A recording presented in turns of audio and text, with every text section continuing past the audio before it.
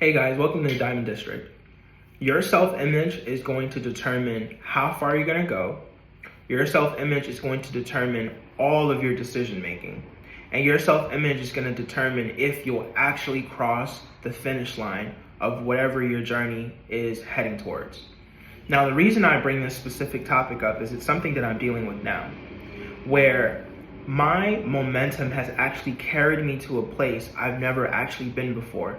Now I'm a college student, specifically an architectural college student. I'm also juggling uploading YouTube content such as this vlog, as well as beats. I'm also assisting my friend in helping him have a successful launch for his online platform. I also build websites.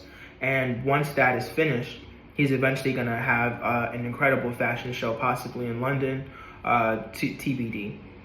So as I'm juggling all these things, it has brought me so much joy because now I'm actually functioning and acting like I always wanted to.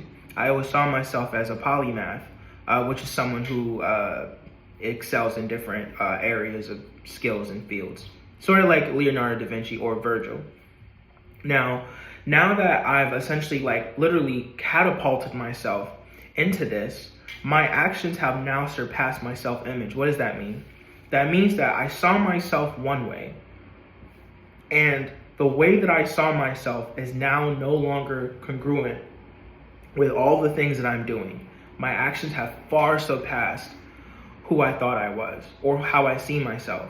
It's in the level of how I want to see myself, but it's not exactly how I see myself. So what's happening right now is because I'm hyper aware and hyper present, I'm noticing that I'm slipping in certain things.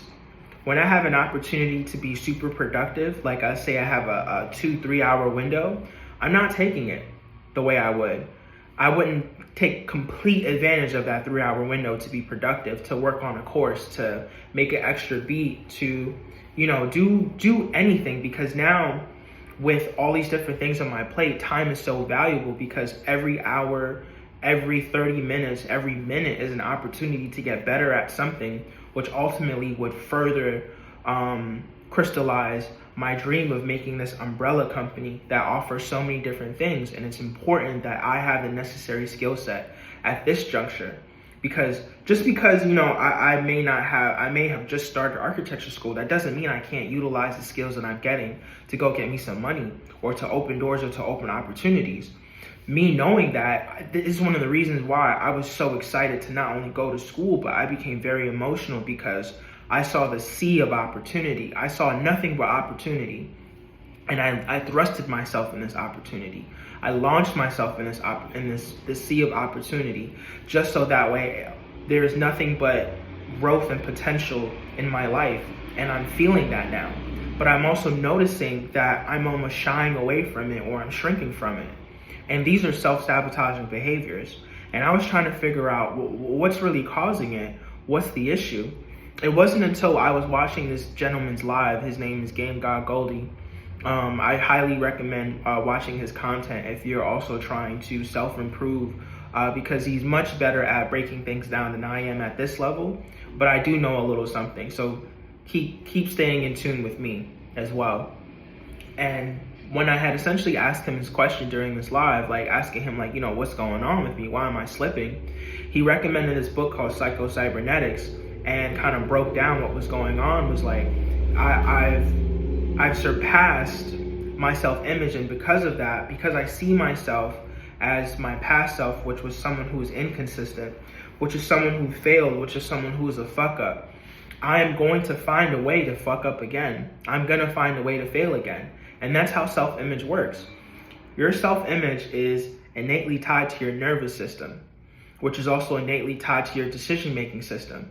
So your self-image is going to determine your self-image is going to determine everything that you do. Everything that you do, all of your decision-making is always going to be based on your self-image. So I have a self-image of wanting to do better, of wanting to be better, but not actually living that out.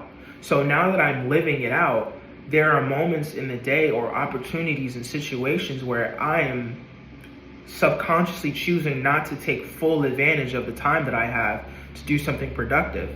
I'm making decisions where I'm not completing full workouts, and I'm doing these things that, to me, I consider backsliding. I am still being consistent with uploading beats. I'm still being consistent with uploading my vlog. I haven't missed an assignment. So I'm still on top of all the major things, but little shit turns into big shit every time. It's really a snowball effect kind of thing. And because I'm so hyper aware, and I've been through this before, I know that these are not good signs. These are signs of self-sabotaging. These are signs that, yes, I'm showing up, yes, I'm doing what I need to do, but I'm cutting corners. Never, never, ever, ever, ever cut corners in your journey, because when you cut corners, you're really cutting yourself short. So with that being said, now that I'm aware, and I'm reading this book called Psycho-Cybernetics, which essentially is breaking down the information that I'm giving you now, I have to focus on changing how I see myself. I have to expand my self-image in order for it to be not just congruent with my actions, but so far away from my actions that it just makes me want to do more. It makes me want to be greater. Makes me feel like there's nothing I can't do. And because my past self has experienced so much failure from myself, this puts me in this conundrum. And if you're in the process of changing yourself and you're going through the same thing, or if you see yourself being inconsistent or not even trying or not even doing this, you have a self-image problem. You see yourself as a failure, so you're going to fail. And that's why, if you ever look into the mindset of winners, people say winners win and losers lose. And that's just the way it is. And that's just the way it is because winners see themselves as a winner. So no matter what they do, they're always going to make the decisions needed to win. Always. And for a loser, if they see themselves as a loser, no matter what they do, no matter how much work they put in, they will find a way to fail. It just doesn't matter. It's almost like it doesn't matter what you do, you're going to be how you see yourself. Always. And by being hyper vigilant, hyper present, and hyper aware, you can absolutely combat that. You can absolutely focus on, okay, this is the moment where I typically slack off, let me tighten up. Or this is the moment where I typically would do this, let me tighten up. But right now I'm still learning more techniques on how to completely shift my self-image, and it's something that I'm gonna share. But I also wanted to share my struggle. I'm not always gonna sit here and come here and just motivate you to do this, motivate you to do that, and not be real with you. Yeah, I'm doing everything I need to be doing, but I'm also missing the small but pillar things. Working out to me is super, super fucking important because it's the foundation of my progress. When I stop working out, something starts to suffer. My attitude starts to change, or I'm a very structured person, so I need things to be the way they are because I know it's gonna help me get here and help me get there. So with all that being said, if you are finding yourself having difficulty doing something, sticking to something, it's because you can't see yourself doing that or being that. And what would actually help you get the furthest is addressing those things. If you are unable to see yourself being successful, then ask yourself, how do you really see yourself?